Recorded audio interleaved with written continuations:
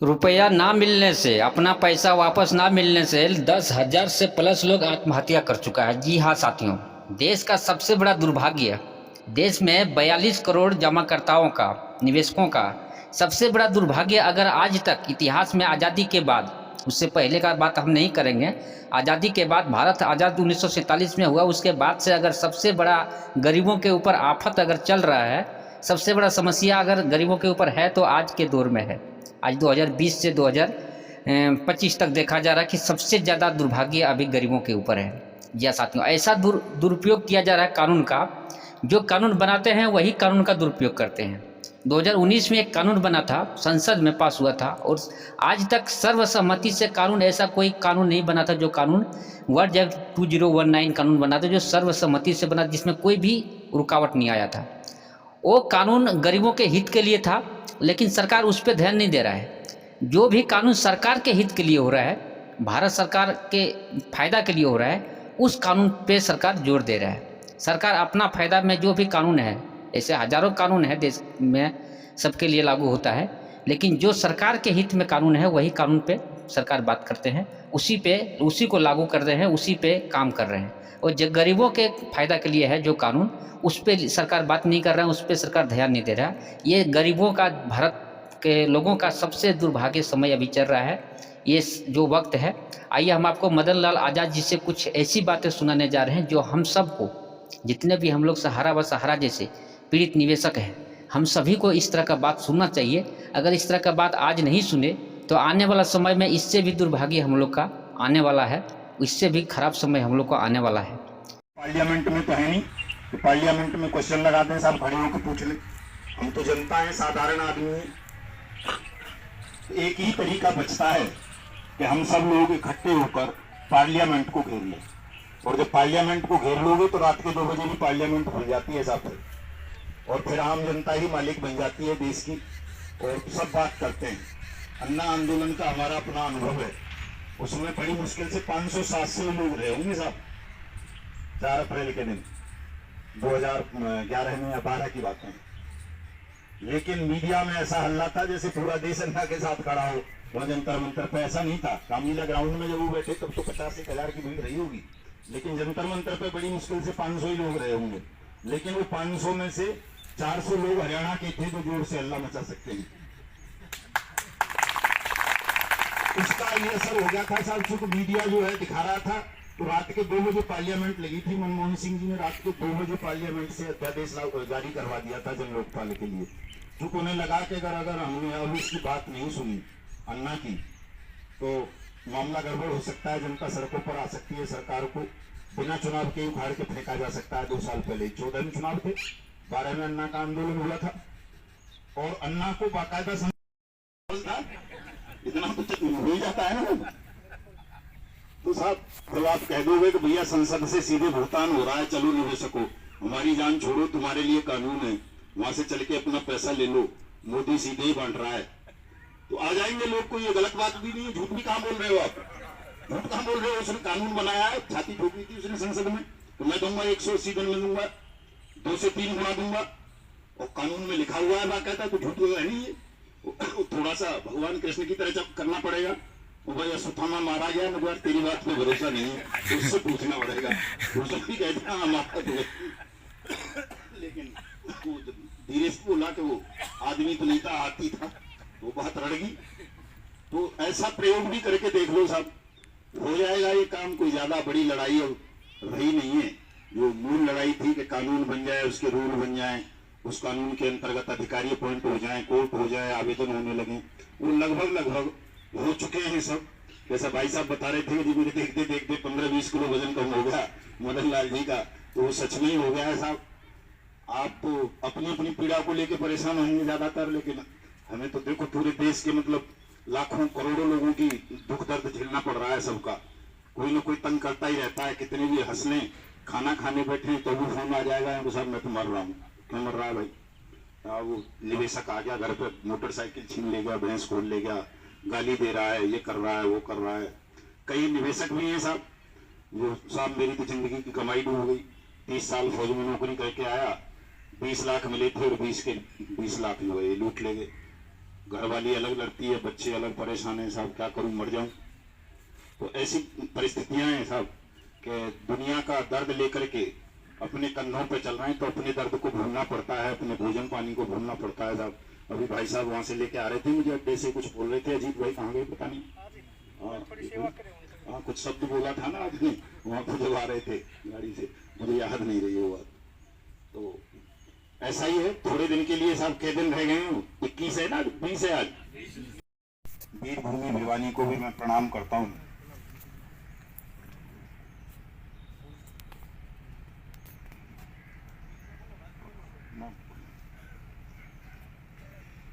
आपने कुछ ज्यादा ही तारीफ कर दी है साहब मेरी, इतनी प्रशंसा के योग्य व्यक्ति मैं नहीं हूँ। प्रशंसा के योग्य तो सही मायनों में मैं अखबारों में देखता रहता हूँ आपकी कटिंग आदरणीय कामरेड ओम प्रकाश जी की, कि वो इतना सहयोग कर रहे हैं राजनीति में रहते हुए भी हमारे संगठन को, हमारे तमाम ठगी पीड़ितों को। और देश में कहीं से ये आवाज उठती हुई किसी भी राजनीतिक दल की तरफ से साहब हमें नहीं दिखाई देती। पूरे देश पर नजर रखते हैं कि कौन तबका, कौन पॉलिटिकल पार्टी, कौन राजनेता, कौन धार्मिक नेता, कौन सामाजिक नेता हमारे इस आंदोलन को, हमारी इस मुहिम को सहयोग कर रहा है या सपोर्ट कर रहा है। लेकिन पूरे देश में साहब चाहे कोई कथावाचक हो, चाहे कोई उपदेशक हो, बाबा हो, वो मौलाना हो, मौलवी हो, कोई पादरी हो, भंते ग्रंथी, कोई सत्ता पक्ष का नेता या विपक्ष का नेता, मतलब जो बड़े हैं, जिनकी आवाज में दम है, जो समर्थ हैं, उनमें से कोई भी इस विषय पर बात नहीं करना चाहता। तो जो समर्थ हैं जब वो बात नहीं करेंगे तो हमें ही खुद समर्थ बनना पड़ेगा, जिनकी समस्या है, जिनकी पीड़ा है। और चूंकि लोकतंत्र है, कोई तानाशाही तो है नहीं, तो लोकतंत्र में तो कहा है कि जहां जनता खड़ी होगी वही सबसे बड़ी शक्ति होती है, वही सबसे बड़ी ताकत होती है। लेकिन हम लोगों का जो सबसे साहब कमजोर पहलू है वो यही है कि हमारी संख्या देश भर में 42 करोड़ है, लेकिन 42 करोड़ में से 42,000 भी मैंने आज तक कहीं इकट्ठे होते हुए नहीं देखे हैं कि 42,000 भी इकट्ठे होकर एक स्वर में अपनी दुख तकलीफ सरकार को बताएं, और सरकार ना सुने तो वहां अड़ जाएं सरकार से कि भैया जब तक सुनेगा नहीं, समस्या का समाधान नहीं करेगा, हम जाएंगे नहीं। ऐसा हम करने में समर्थ रहे साहब। 3 साल से तो मैं लगातार घूम रहा हूँ पूरे देश में, सब तमाम राज्यों में, जिलों में, जहां भी लोग बुलाते हैं मैं जाता हूँ, या जहां कोई घटना हो जाती है वहां भी चला जाता हूँ। और इस 3 साल के प्रयास का परिणाम ये हुआ है कि अब कुछ लोग दिखने लगे हैं। जब कोई हमारे पैसे वापस करो, वापस करो, वापस करो, हमारे पैसे वापस करो, वापस करो, वापस करो। इंकलाब जिंदाबाद, जिंदाबाद, जिंदाबाद। चिटफंड कंपनी मुर्दाबाद, मुर्दाबाद, मुर्दाबाद। चिटफंड कंपनी मुर्दाबाद, मुर्दाबाद, मुर्दाबाद। हमारे पैसे वापस करो, वापस करो, वापस करो, हमारे पैसे वापस करो, वापस करो, वापस करो। इंकलाब जिंदाबाद, जी जी आप भी चले जाओ तो भुगतान करो या सत्ता छोड़ो, भुगतान करो या सत्ता छोड़ो, भुगतान करो या सत्ता छोड़ो, भुगतान करो या सत्ता छोड़ो। पैसा हमारा आपका नहीं, किसी के बाप का। पैसा हमारा आपका नहीं, किसी के बाप का। भट्स कानून लागू करो, लागू करो, लागू करो। भट्स कानून लागू करो, लागू करो, लागू करो। हमारा पैसा वापस दो, वापस दो, वापस दो। हमारा पैसा वापस दो, वापस दो, वापस दो। इंकलाब जिंदाबाद, इंकलाब जिंदाबाद, इंकलाब जिंदाबाद। जोर जुल्म की टक्कर में, जोर जुल्म की टक्कर में अन्नाबाजी नहीं चलेगी, नहीं चलेगी, नहीं चलेगी। अन्नाकानी नहीं चलेगी, नहीं चलेगी, नहीं चलेगी। अन्नाबाजी नहीं चलेगी, नहीं चलेगी, नहीं चलेगी। अन्नाकानी नहीं चलेगी, नहीं चलेगी, नहीं चलेगी। जोर जुल्म की टक्कर में, जोर जुल्म की टक्कर में तब तब संगठन जिंदाबाद, तब तब संगठन जिंदाबाद। मोतीलाल आजाद जी जिंदाबाद, मोतीलाल आजाद जी जिंदाबाद। जिस दिन हम एकजुट हो जाएं जाएंगे, इकट्ठे हो जाएंगे साहब, 1 घंटे का काम है ये। 1 घंटे में सबका पैसा वापस मिलने लगेगा, कहीं कोई रुकावट नहीं आएगी।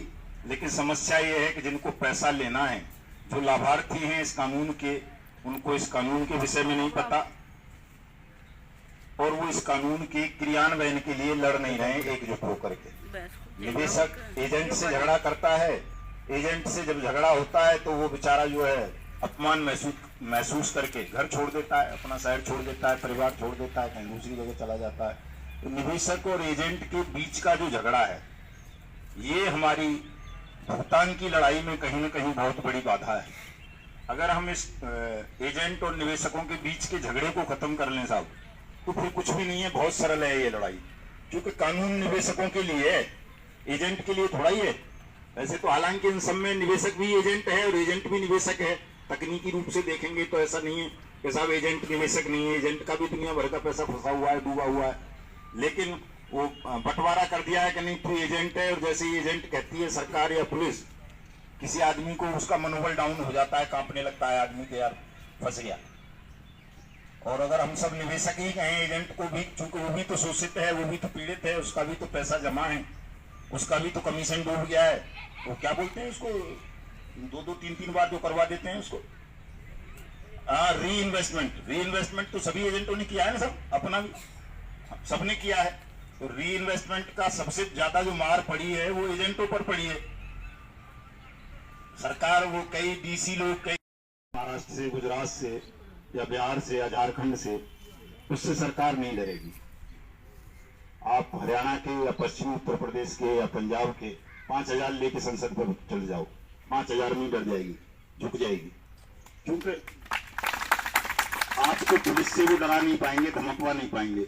हमारी लोग तो बैठे हैं सब दिल्ली पुलिस में, कौन है, कोई बाहर से थोड़ा ही आ गए, वो हमारे जैसी भाषा बोलने वाले हैं, हमारे जैसा ही खाना खाने वाले हैं, और उनको तो हड़का लेते हैं, कहां से आया, इतने में उसका बेचारे का पानी खराब हो जाता है, पेट का डर जाता है बाहर का आदमी। तो हम थोड़ा ही डरेंगे उससे।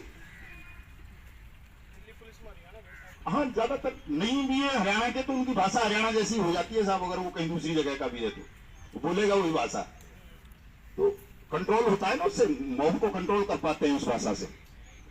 तो साहब तैयारी करो, थोड़ा सा प्रयास करो, मेहनत करो ईमानदारी के साथ। हम जितने लोग यहाँ बैठे हैं कम नहीं है, बहुत लोग हैं। अगर हम सब भी ईमानदारी से काम कर लेंगे तो हो जाएगा ये काम। एक मई को 1 लाख लोग चाहिए, बस इससे ज्यादा नहीं चाहिए। 1 लाख लोग अगर हमने संसद पे उतार दिए, मोदी आपके पैरों में गिर पड़ेगा साहब उस दिन। और हम उस देश के निवासी हैं साहब जहाँ 2 ही आदमी ने गणेश जी को अमेरिका से लेके हिंदुस्तान तक में 24 घंटे में पानी दूध पिला दिया था। वो तो कुछ भी नहीं था बेचारा, वो तो पढ़ा लिखा भी नहीं था, हम तो पढ़े लिखे भी नहीं। वो तो चौथी फेल आदमी, चौथी पास या चौथी फेल ड्राइवर था बेचारा फौज में। उस समय तो ऐसे ही अनपढ़ आदमी भर्ती हो जाते थे, उसे RTI पूरा बोलना नहीं आता, राइट टू इंफॉर्मेशन एक्ट। लेकिन उस अन्ना को ससम्मान संसद में बिठाया गया, सबने हाथ जोड़े उसके, सबने पांव छुए उसके कि भाई गांधीवादी नेता है, बहुत बड़ा आदमी है, और इसकी बात को मान लो, नहीं तो हमारी सत्ता चली जाएगी।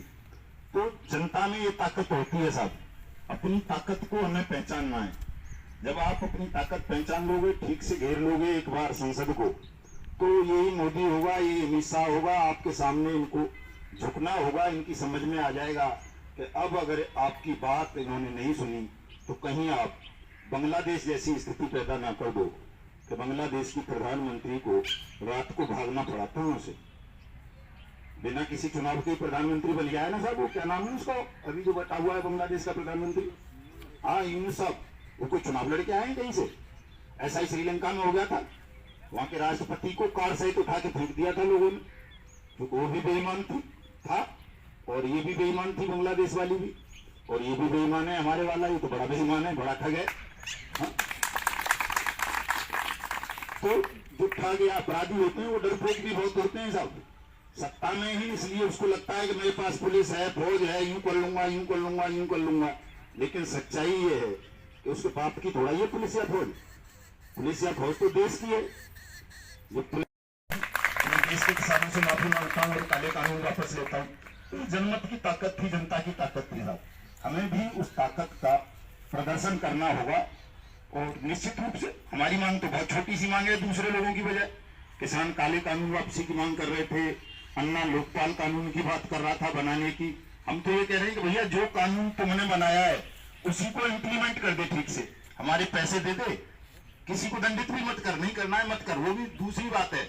लेकिन वो तो हम इसलिए बोलते हैं, हमें पता है कि यहाँ साहब ऐसी मानसिकता है लोगों की हिंदुस्तान में कि जब तोप का लाइसेंस मांगोगे ना तब कहीं जाके वो बंदूक का या रिवाल्वर का देंगे। तो इसलिए बड़ी चीज मांगता हूं मैं हमेशा ही, यार ये दे दे। तो उसके दिमाग में ये तो रहेगा कि यार ये नहीं तो ये तो दे ही दो कम से कम। तो भाई केवल पैसे दे दे, मूलधन ही वापस कर दे लोगों का। कानून में तेने लिख दिया है 2 से 3 गुना देंगे, चल 2 से 3 गुना नहीं तो कम से कम मूलधन तो वापस कर दे लोगों का, ताकि वो अपना सुखपूर्वक घरों में रह सकें। 2 करोड़ एजेंट साथियों की जान बच सके, ये भी बेचारे। कामराज प्रकाश जिंदाबाद। तो साथियों, मजदूर किसान और सबका संगठन को साथ लेके हम लड़ाई लड़ेंगे। हिंदुस्तान के अंदर सबसे ज्यादा मजदूर और किसान ही है, और संगठन को मजबूत करना, जैसे कामरेड साहब ने बताया, वार्ड वाइज, गांव वाइज, ब्लॉक वाइज जो कमेटियां बनाए, जैसे हमारे भाई जो से है, इन्होंने अपनी कमेटी बनाई हुई है, तो उस कमेटी से हमें बहुत फायदा मिलता है। हरमान नाम का लड़का है कि उसने अपने लोहारों में कमेटी बनाई है, तो इस तरह से तो सामने भी हमने कमेटी बनाई थी। तो उनको अब जगाना है कि भाई आज मौका है पैसा मिलने का, और सभी कमेटियां साथ देंगी। जैसे कामरेड साहब ने बताया भी कमेटी बनाने में कामरेड साहब भी साथ देंगे, तो कमेटियां बना के और इस मुहिम को कामयाब करना है। भाई पैसा बिल्कुल नजदीक रखे हुए है, लेने वाला चाहिए, पैसा लेने वाला चाहिए। धन्यवाद। इसी कड़ी के साथ में मैं ये नहीं कहता ये सरकार भ्रष्ट और पहले वाली नहीं थी, ये सरकारों में होते हैं कुछ लोग ऐसे होते हैं जो पैसे के बल पर उनको बचाने का काम करते हैं। वरना तो मुश्किल क्या है, जब हमारे बर्ड्स कानून में एक्ट में होगी बात है, और हाई कोर्ट, सुप्रीम कोर्ट ने बता दिया कि भाई इसमें इनका पैसा इतने पीरियड में दो आप, फिर ये दिक्कत क्या आ रही है? दिक्कत वही आ रही है, फाइल को सरकाते नहीं, आगे जो है क्रियान्वित नहीं करते, और उसके लिए चाहिए जनशक्ति। भाई हम तो भाई आजाद जी को भी इनको आश्वासन देते हैं, आपको भी, जहां जरूरत होगी वहां हम आएंगे, और आपके वार्ड वाइज और गांव वाइज कमेटियां बनवाने में आपकी मदद करेंगे, और आपके साथ हैं। आपके साथ अन्याय भाई हमें भी सहन नहीं हो रहा है, हमारी जनता के साथ अन्याय है। जहां अन्याय होगा, अत्याचार होगा, उनके साथ कोई न कोई घटना होगी गलत, तो हम लोगों के साथ रहेंगे। भाई हम लोगों के हैं। यहाँ अभी रूपगढ़ में जो ने पुलिस गई थी, वो जो ने तेल पाइप लाइन में मुआवजा नहीं दे रहे उनको, और पुलिस फोर्स पहुंच गई, तो हम भी पहुंच गए। भैया जी क्या बात है? मैंने कहा जी किसान जहाँ खड़े होंगे वहीं हम खड़े होंगे। भाई हम तो किसानों के, मजदूरों के, व्यापारियों के आदमी हैं। और बोले ये एमएलए एमपी तो नहीं आते। भाई नहीं आते होंगे, वो उनसे पूछो, हम तो लोगों के साथ है। भाई इनसे बातचीत करके समाधान करो, जबरदस्ती नहीं करने देंगे। यहाँ पर वापिस करवा दो उसको, पुलिस को। तो इसलिए भाई इकट्ठे हो सारे भाई, मिलके चलेंगे ना। बड़े बड़े जो ना राजे रजवाड़े जो ना लोगों ने हराए हैं भाई। हैदराबाद का निजाम था, 4000 किसान जो ने शहीद हुए थे उसमें 1948 से 52 तक।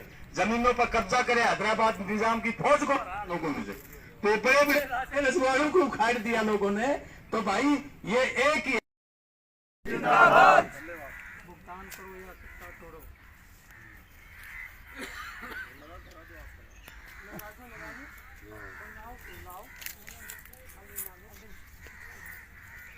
भुगतान करो या सत्ता छोड़ो। भुगतान करो या सत्ता छोड़ो। भुगतान करो या सत्ता छोड़ो। भुगतान करो या सत्ता छोड़ो। भुगतान करो या सत्ता छोड़ो। भुगतान करो या सत्ता छोड़ो। भुगतान करो या सत्ता छोड़ो। इंकलाब जिंदाबाद, इंकलाब जिंदाबाद, कब्जा संगठन जिंदाबाद, जिंदाबाद जिंदाबाद, कब्जा संगठन जिंदाबाद, जिंदाबाद जिंदाबाद। पैसा हमारा आपका, नहीं किसी के बाप का, पैसा हमारा आपका, नहीं किसी के बाप का, पैसा हमारा आपका, नहीं किसी के बाप का, पैसा हमारा आपका, नहीं किसी के बाप का। तो संकल्प लेके कि हम अपने साथ 100 बंदे लेके जाएंगे, तो वहाँ जनमत नहीं होगा तो काम ढीला रहेगा। अगर जनमत होगा तो 1 घंटे में सरकार को झुका देंगे। मेरी सबसे यही विनती है कि अपने साथ कम से कम 100 बंदे लेके जाएं। धन्यवाद। मदन लाल आजाद बन जाओ कि अपने आप को भूल जाओ, अपने दुख को, पीड़ा को, इस राष्ट्र की पीड़ा को सामूहिक स्वर दे दो। ये काम हो जाएगा। बहुत सरल सा काम है, कोई ज्यादा कठिन काम नहीं है। आपने सबने मेरी बात को बहुत गौर से सुना है साहब। आप सब बहुत सीनियर लोग हैं, मुझसे ज्यादा बुद्धिमान भी होंगे, आपने मुझसे ज्यादा संघर्ष भी किए होंगे जीवन में। तो मैं तो इतना ही आप सबसे प्रार्थना करता हूँ कि मेरी भावना को समझे। मैं पूरी ईमानदारी से कर रहा हूँ साहब इस काम को। इस कार्यक्रम को उठाया ठगी पीड़ित को, और एक एक व्यक्ति को पूरे देश में जा जा करके हर स्टेट में गए, हर जिला में गए, हर तहसील में गए, एक एक व्यक्ति को वर्ड्स एक्ट कानून के बारे में समझाया गया। तो आज सर का मैं जितना धन्यवाद करूं उतना कम है, क्योंकि पूरे देश को सर ने जगाने का काम किया है। इसके लिए मैं चाहूंगा आपसे जोरदार तालियों के साथ स्वागत करूंगा। इतने महान व्यक्ति हैं कि इतने बीमार रहते हैं, तकलीफ में रहते हैं, फिर भी हमारे बीच लगातार बने रहते हैं। कभी यूपी में, कभी हरियाणा में, कभी मध्य प्रदेश में, कभी आंध्र प्रदेश में, कभी गुजरात में, कभी पंजाब में, कभी राजस्थान में। हर दिन इनका दौरा रहता है, और मेरे देखते देखते कम से कम 20-25 किलो वजन तो सर का वैसे खत्म हो गया। ये बात तो ठीक है। एक साल में इतने पीड़ित है, परेशान है, बीमार है, फिर भी इन्होंने एक बात कह रखी है कि मेरा जो सांस, आखिरी सांस, वो ठगी पीड़ितों के लिए होगी, और हम जान हथेली पे लेकर चल रहे हैं। सर के शब्द है। तो हमारे बीच है, हम चाहे बनाया जाता है साहब।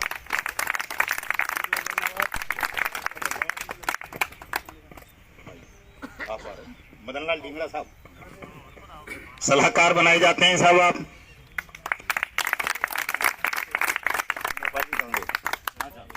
चंद्रपाल जी, सुखबीर जी, आपको भी सलाहकार बनाया जाता है साहब प्रदेश कार्यकारिणी में। ये वो प्रधान, जिला प्रधान जिला प्रधान राजेश बड़ाला जी, राजेश बड़ाला जी को जिला प्रधान अपॉइंट किया जाता है साहब। ना मेरे तो गल गई साहब, बहुत सारी जिला प्रधान हो गए तो मैं ही गालता हूँ, कोई बात नहीं। सुखबीर जी जिला सलाहकार जी आए नहीं जी, सलाहकार सुखबीर जी। सुखबीर साहब को साहब सलाहकार नियुक्त किया जाता है।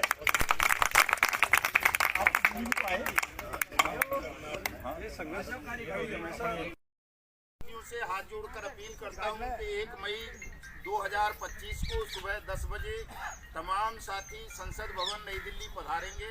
हम संसद का घेराव करेंगे, प्रधानमंत्री और गृह मंत्री को पकड़ेंगे और उनसे ये सवाल करेंगे कि संसद द्वारा सर्वसम्मति से बनाए गए भुगतान की गारंटी के अधिकार अनियमित जमा योजनाएं पाबंदी अधिनियम 2019 को अब तक देश में क्रियान्वित क्यों नहीं किया गया।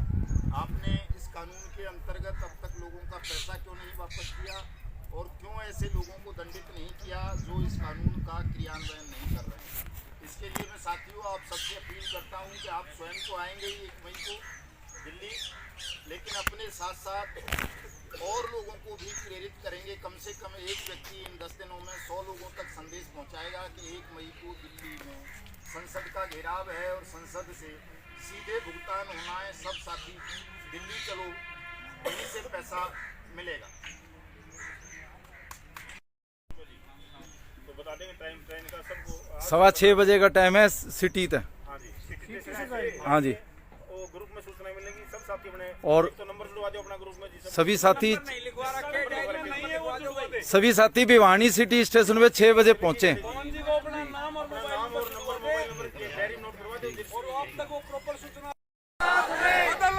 जी आगे बढ़ो, लाला जी आगे बढ़ो।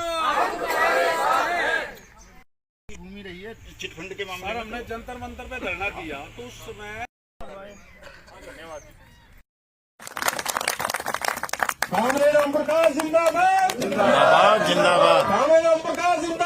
जिंदाबाद।